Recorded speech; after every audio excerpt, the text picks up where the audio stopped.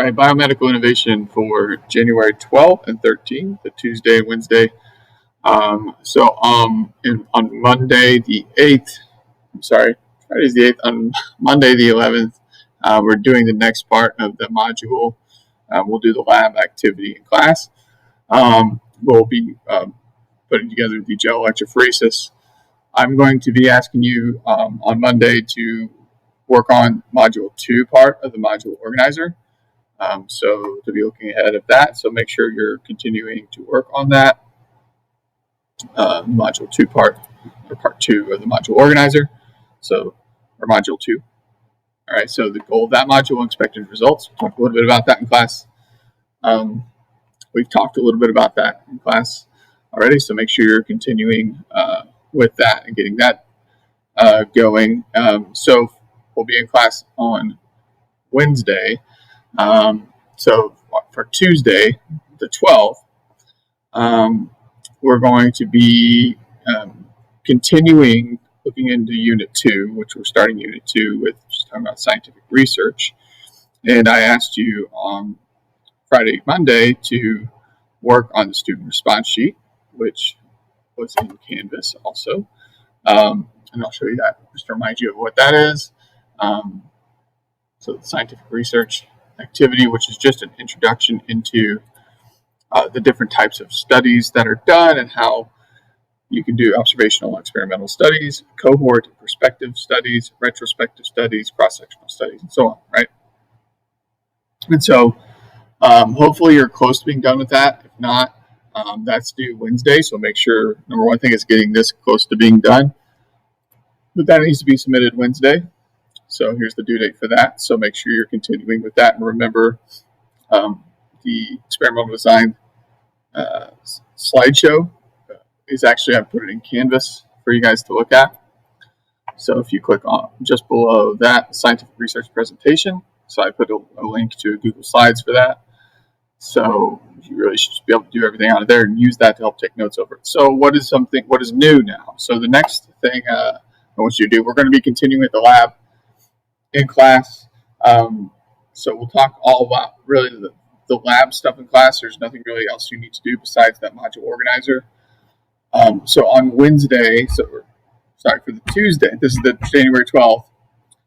So for January 12th, Tuesday, here's what I would like you to do. If you have this module organizer caught up through module 2 and you are done with the scientific research, then you are right on track. You're a little bit ahead of the game.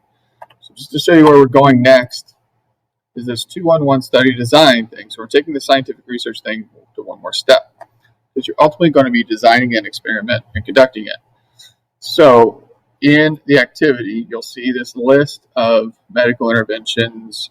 From medical interventions, we looked at this list. You may not know if you remember this or not, but it's a link between activities and diseases, or treatments and diseases.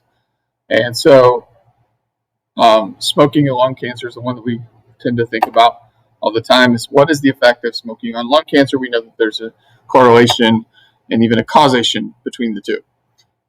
So I made a document here in Canvas, 2-on-1 study design. This will be due on Friday. So 2-on-1 study design, when you open this Google Doc, this is what it looks like.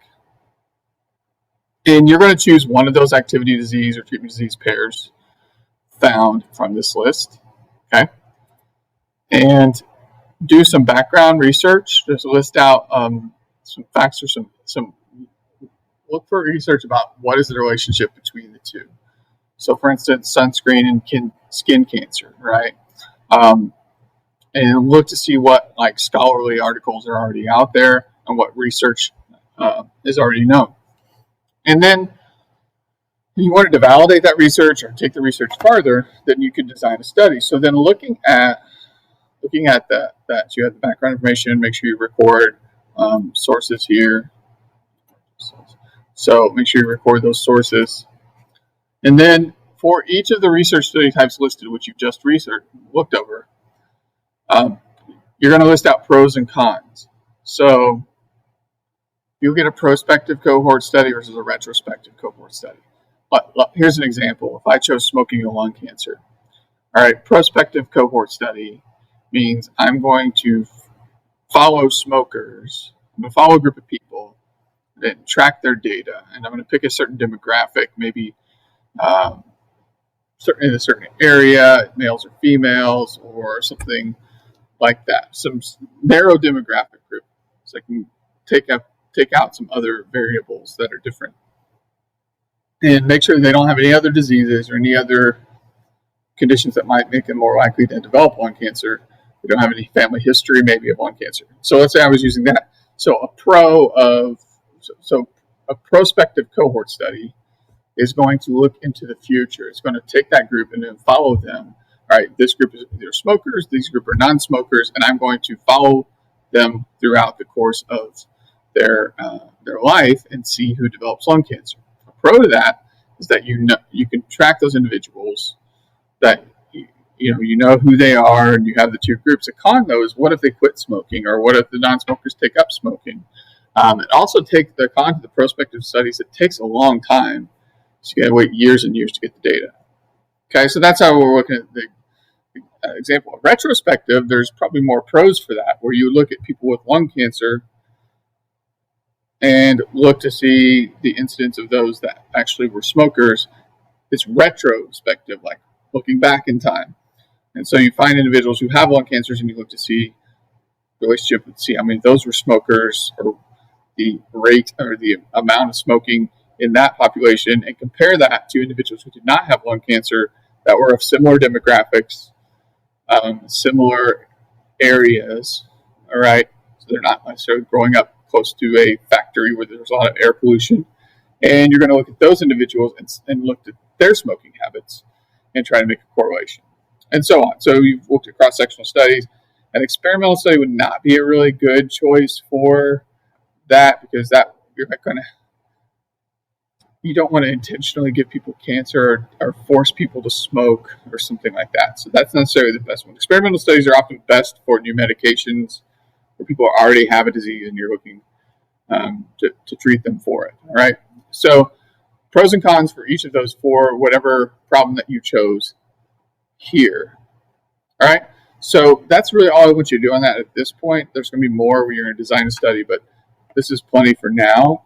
If you don't have all this done, that's fine. The main going into when you come to class Wednesday, if you have this scientific research page done and the Module 2 section of this organizer done, then you're right on track. But I'm putting this here because it's going to be due later in the week. So I would recommend that you maybe do this first page. Would probably be a good place to start on that, because it'll be due at the end of the week. So that is it. And I'll see you in class. Thank you.